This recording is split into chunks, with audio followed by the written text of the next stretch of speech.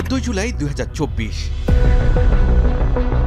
রাত নামার আগ অবধি ছাত্রসহ পুরো দেশ অপেক্ষায় ছিল সাবেক প্রধানমন্ত্রী শেখ হাসিনার সংবাদ সম্মেলনের। ছাত্ররা আশায় বুক বাঁধে, দাবি মেনে নেবে সরকার। কিন্তু তার বক্তব্যে ঘটল উল্টো ঘটনা, যেন আগুনে ঘি ঢেলে দিলেন শেখ হাসিনা। মুক্তিযোদ্ধার সন্তান নাতিপুতিরা কেউ মেধাবী না, যত রাজাকারের বাচ্চারা নাতিপুতি হলো মেধাবী, তাই না?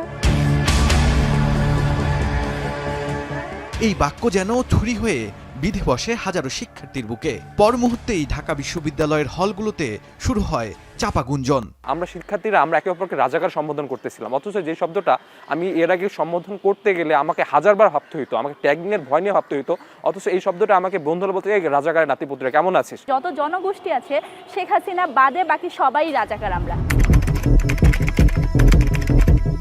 রাত 10টা, হলগুলো তখন বিদ্যুৎহীন। দিনভর আন্দোলনে উত্তাপ ঢাকার বাতাসে একটা চাপা যন্ত্রণা। এর মধ্যে হঠাৎ অন্ধকার ভেদ করে বিজয় ৭১ হলে গর্জে ওঠে স্লোগান।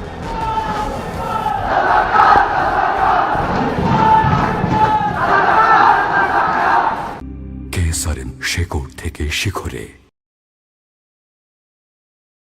কয়েকজন জাস্ট বলতেছিল তুমি কে আমি কে, ওদিক থেকে বলতেছিল রাজাকার রাজাকার, আবার ওদিক থেকে বলছিল কে বলেছে স্বৈরাচার স্বৈরাচার। ছাত্রলীগ আমাদেরকে এতদিন যেভাবে শিখাইছিল, যেভাবে স্লোগান দিতে বাধ্য করেছিল যে তুমি কে আমি কে বাঙালি বাঙালি, এই স্লোগানের বিপরীতে সবাই স্লোগান দিতে শুরু করলো যে তুমি কে আমি কে রাজাকার রাজাকার। ঢাকা বিশ্ববিদ্যালয়ের বিজয় ৭১ হল, এই হলের পদ্মা ভবন থেকেই প্রথম উচ্চারিত হয়েছিল তুমি কে আমি কে রাজাকার রাজাকার এই স্লোগানটি। এর পরবর্তীতে ঢাকা বিশ্ববিদ্যালয়ে মুহূর্তেই ছড়িয়ে পড়ে এই স্লোগান। এর সাথে সাথে পুরো বাংলাদেশের মুক্তির স্লোগান হয়ে পড়ে এই স্লোগানটি।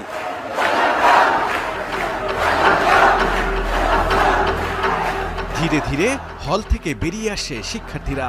মিছিলের বহর গড়ে ইতিহাসের দিকে ধাবিত হয় এক অদম্য যাত্রা।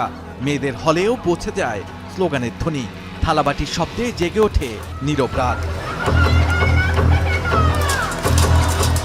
আমরা রোকেয়া হল থেকে বের হই, দেখা যায় গেটের তালা ভেঙে সবাই বের হয়, রাজাকার নিজেদেরকে রাজাকার বলে বিদ্রুপভাবে বলে হল গেটের তালাটা খুলে দেওয়া হয় এই ধরনের কোনো সমস্যা যেন না করে, কারণ এখানে অনেক মেয়ে জড়ো হয়ে গেছিল।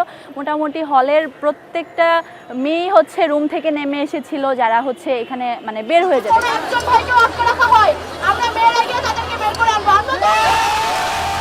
সেই রাতে সাহসী নারীরা হয়ে ওঠে আন্দোলনের প্রতীক। তাদের অপ্রতিরোধ্য সাহস ক্রমেই ছড়িয়ে পড়ে পুরো বিশ্ববিদ্যালয় ক্যাম্পাসে। ফেটে পড়ে দেশের অন্যান্য পাবলিক ও বেসরকারি বিশ্ববিদ্যালয়ের শিক্ষার্থীরাও।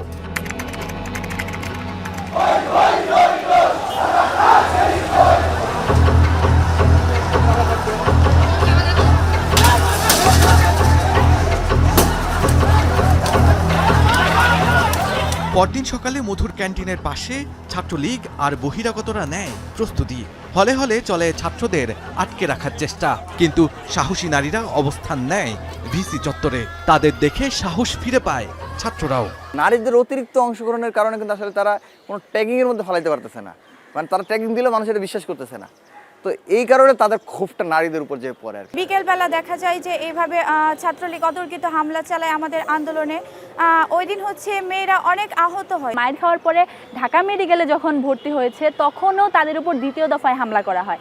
এই যে এটা তো হচ্ছে যুদ্ধেরও কোনো নিয়ম নীতির বাহিরে যে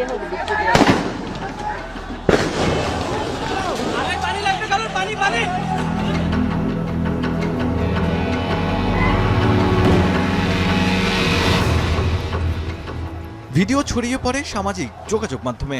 পরিস্থিতি যেন আগুনের স্ফুলিঙ্গের মতো বদলে যেতে থাকে। আন্দোলন দমনে শক্তি প্রয়োগের এমন নৃশংসতা দাগ কেটে যায় সাধারণ জনতার।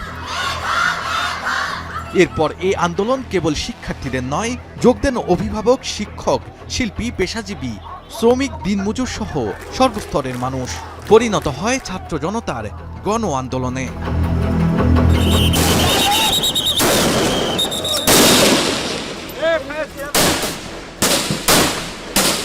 এরপর ঝরে পড়ে তাজা প্রাণ। রাইফেলের সামনে দাঁড়িয়ে সাহস জুগিয়েছে নারীরা। চোখে অশ্রু, বুকে অসীম সাহস।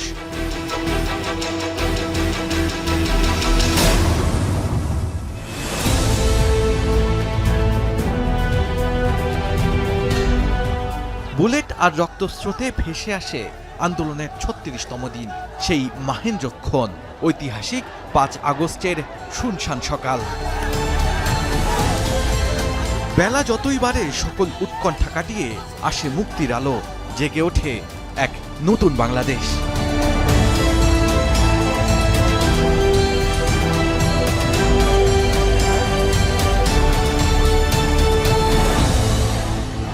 শাহাদাত অভ্র, এখন ঢাকা।